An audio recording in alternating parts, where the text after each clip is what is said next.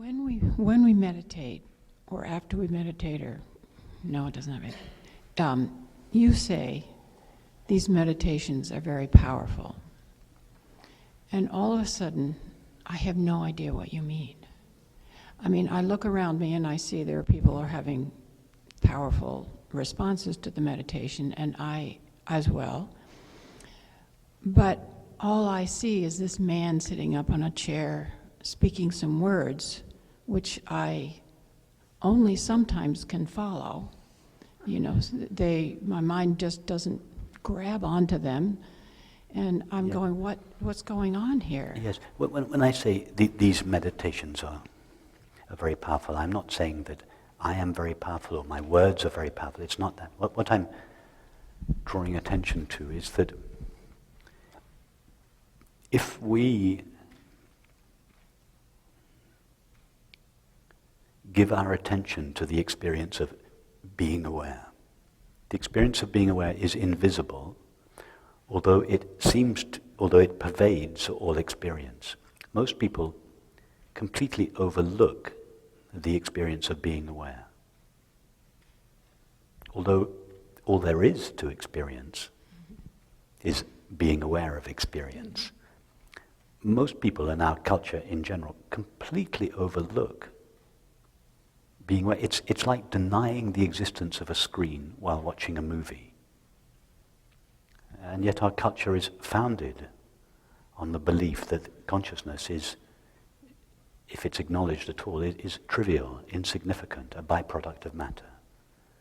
So what is powerful is to recognize that the experience of being aware is the most substantial element of our experience. It is indestructible. It is ever present. It is never harmed or stained or modified by experience. So far from being a little trivial byproduct of matter, far from being this fragile, fleeting entity that is subject to birth and growth and decay and death, it is the most intimate, the most readily available, the most substantial element of experience. It is that which all experiences have in common. What is it that, think of all the thoughts, feelings and perceptions that you have ever had. Too many to count. And there seems to be nothing in common with the experience that you were having as a 5-year-old girl on the beach and the experience that you are now having. Your mind is different, your body is different, the world is different. There's no connection between the two.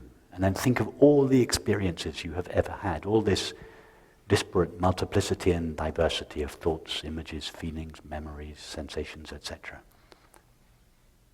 What is the common element? What is it that all experience shares? Consciousness. Being aware. Consciousness. It is the common ground of all experience. It is the essential ingredient of all experience. It is what we call I, myself. It is systematically ignored by our world culture. And then we wonder why there is so much unhappiness, why people find it difficult to live harmoniously together in intimate relationship, in families, in communities, why there is so much conflict between nations.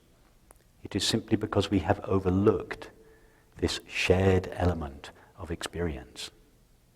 It's not as if it's hidden, it's not buried deep in experience somewhere. It's just, it's shining in all experience, the simple experience of being aware. That is what is powerful. To give that our attention, to place that on the altar of our attention, to honor that in our lives, which doesn't mean to say we lose interest in thoughts, feelings, activities, relationships. No, we can be interested in all those things, but in the background of all of that, we dedicate our hearts to the presence of awareness. We give our minds to the multiplicity and diversity of experience, but our hearts are dedicated to God, dedicated to God's infinite being. That is where that is like that beautiful poem yesterday about the young woman who had fallen in love, and her heart was dedicated. Her heart was there. She couldn't be married to any other object or person because her heart had already been given in love to the beloved. That is what is powerful. It's not my words, it's not my yoga meditations. It's really the